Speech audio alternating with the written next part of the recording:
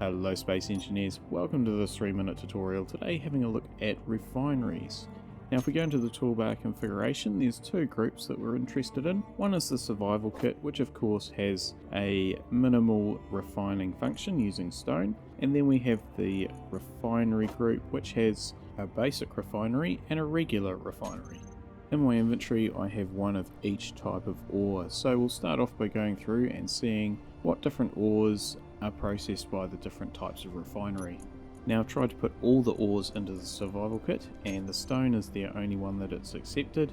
With the basic refinery, it's only accepting the cobalt, iron, magnesium, nickel and silicon ores, whereas the regular refinery will take all of those ores, plus it will also process gold, platinum, silver and uranium.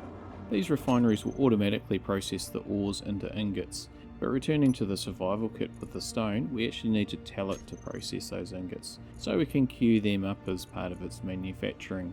And then it produces iron, nickel, silicon and gravel for us. Now using 10,000 kilograms of stone in each of the different types of refinery, we'll do a bit of a comparison between the four of them, see how quick they are and what they produce.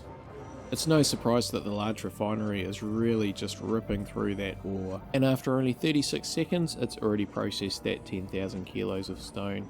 The basic refinery just over a minute to process the same amount, and then the survival kits, both the small grid and the large grid, taking a considerable time longer at 2 minutes 4. Speed isn't everything, so let's have a look at the relative yields. So both survival kits have produced the same amount of gravel, iron, nickel and silicon, whereas the basic refinery has actually produced less, whereas the main refinery has the same amount as the survival kits.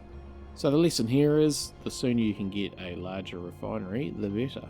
Moving on, we can also get efficiency modules for these refineries. They have their own group in the toolbar configuration. We'll start with a comparison of the speed modules. Adding a single speed module will double the speed of the refinery, a second module will increase that to 300%, a third module to 400%, and a fourth module will make it 500% quicker. Just bear in mind that the energy consumption will also increase at the same rate.